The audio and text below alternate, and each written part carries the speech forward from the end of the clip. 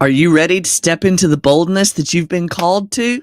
Today's verse is Proverbs 28:1. The wicked flee, though no one pursues, but the righteous are bold as a lion. I want y'all to be bold as a lion this week as you're stepping into your calling, your work, your parenting, your being a wife, whatever. We are praying that you become bold as a lion. This weekend, I was at the American Rodeo, and the American Rodeo had an 11-year-old participating in the barrel races.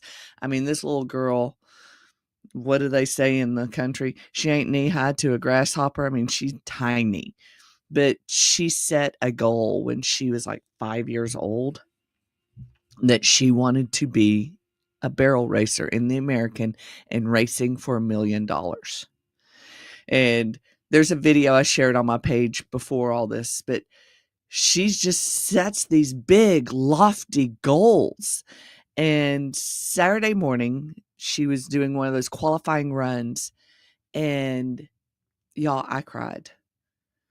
I put a post up on it on the Facebook page, but let me just explain to you the boldness that she took, not just in setting her goal and her dream, but also in doing the discipline it takes to go after her dream, right?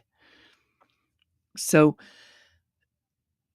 if we're claiming to be a Christian, are we showing up in all areas of our life as a bold Christian? Not an arrogant Christian, but are we really showing ourselves as a Christian in all areas of our life? I would love to say that I walk in complete, total bliss all the time as a Christian. But there are days that it's a struggle. There are days that I am fighting temptation to say or do things that I know does not align with my Christian faith.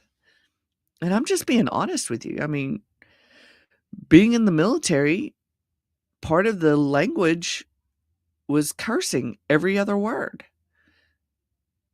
And so, yeah, some of those still slip out from time to time, and I work on it, and it's gotten better over the years, but it's one of those things.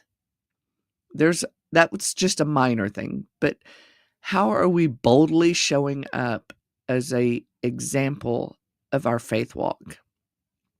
The first part of this verse always gets me tickled because it says the wicked flee though no one pursues. Years ago, when my brother was a police officer in the next door town, I got tickled because he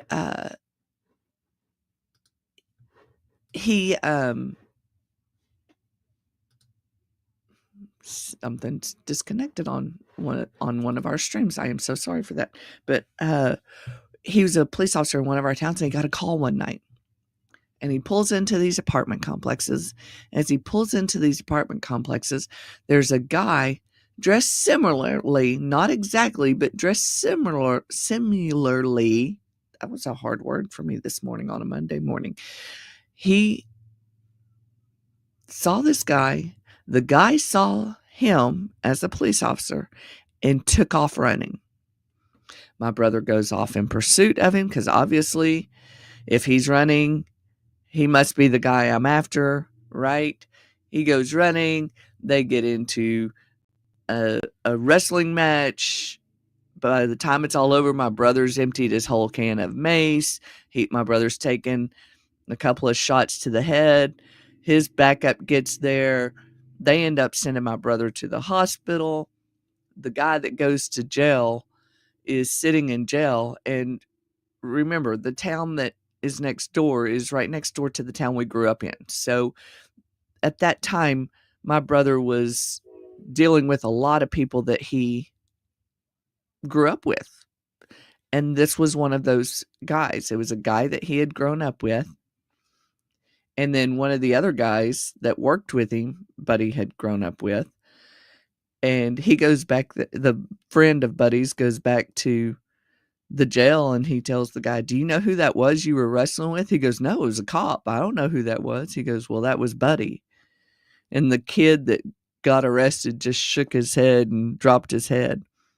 The funny thing is he wasn't even the one Buddy was there to look for, but he had done some stuff that he knew he should have been caught for.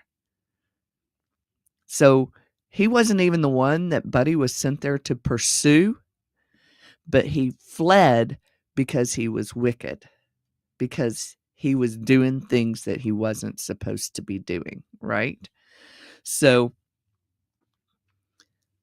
just kind of think of when you get that guilty conscience creep up, assess that. Why am I feeling a guilty conscience? Am I not showing up as true a Christian as I should be? Am I not showing up in the best version of myself? Now, I will say this. We all claim, like even in this verse, bold as a lion. We all think that we have to be loud and obnoxious and all that to be bold. Boldness can just be a presence. I've been told this many, many, many times that I can walk into a room and there are people that see me and feel that I'm a magnet to be drawn to, and then there are people that are intimidated by me. Once they know me, they realize there was no reason to be intimidated by me. But it's a boldness and a presence that I carry into that room with me. And that, that's part of my DNA. That's just something that I walk into a room. It may also be part of my deflection system too. I tell people all the time, I used to tell people all the time, I'm an open book. You can ask me anything. But what I was really saying to them is, if you really knew me, you wouldn't have to ask. So I used it as a deflection method. Well, I am open, inviting. I'm willing to talk to anybody. But when I walk into a room, many people, if they don't know me, they may think that either I'm unapproachable, or that I've had people tell me that they're not in the same league as me. I'm like, what do you mean you're not in the same league as me? We're all in this together, right? But I get it. My husband got to meet one of his favorite players of all time this weekend. We were at, like I said, the American Rodeo, and he popped off while we were sitting up there, and he goes, "Ben Roethlisberger's down on the floor." I said, "Okay." Apparently he saw him up on the big screen. I'm like, I never saw him on the big screen. I didn't believe Ben Roethlisberger was there. Well, after the rodeo was over with, we got a call at the other stadium. We were working at Globe Life Field. We got a call at the other stadium. And as he was going out the tunnel, I stayed at Globe Life Field. The boys went over to the stadium. As he's coming out of the stadium, Ben Roethlisberger's getting into a car right next to him. And he got to shake his hand. Because here's the deal. This guy is a Super Bowl winning NFL champion, hero of Pittsburgh, who wishes we still had him back. I mean, come on, put the pads on and come back, Big Ben. But in the end of it, my husband is like, Big Ben Roethlisberger, can I shake your hand? And guess what? Big Ben said yes. My husband was bold in that moment for something that he wanted. And it's not about pulling back. I work with a lot of women, and we tend to play things small by not asking what we want, asking what we need, or charging what we're worth. So I want you to be bold. If you work in a corporate atmosphere, instead of going and asking your boss if you can take your mandated lunch break, just go, okay, I'm going to lunch now. You don't have to ask. You don't have to apologize for taking up space. Own your space with a boldness. So the challenge questions today is, what's one area where you've been playing small out of fear? And then how can you practice boldness today, even in a small way? Like I said, don't ask permission for things that are already yours for the taking, right? Then what would boldness look like if it came from a place of peace? See, a lot of times we're afraid to be bold because we get this anxious feeling inside of us, and we get the flutters, and and then we start stuttering. And I did it the first few days that we did this podcast, this morning Daily Divas. It's not even a podcast. It's just a Daily Divas. I was like, what if people don't want to listen? And God asked me, am I doing it? Are you doing it for the people, or are you doing it for me? And really, me pushing record, although I'm doing this as a service to those of you that watch and listen, I'm doing this out of an obedience of practicing my skill sets and staying in tune with where He's leading me. It's not a comfortable thing by any means to get up in the morning and think through not just the devotional, but also, do I have my contacts in? Do I have all the sleepies out of my eye? Do I, can I say the big words like similarly, all of those words? Am I ready to push record? Your boldness may be stepping up and asking your boss for a raise. Your boldness may be going to the doctor and getting that lump checked out that's been concerning you, but you're afraid of what the answer may be. Whatever your boldness is, it's Monday. It's a great day to be motivated to step into it.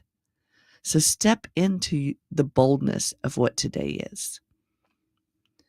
Be bold as lions. Think about those that went before us and how bold they are of accomplishing great things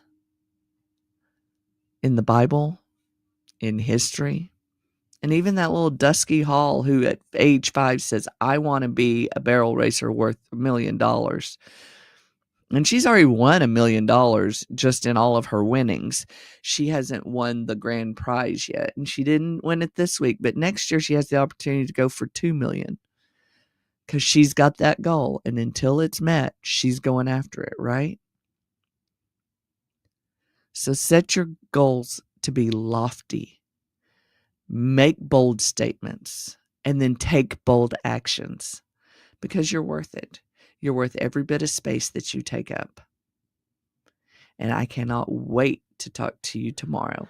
I hope you have a great day. Bye now.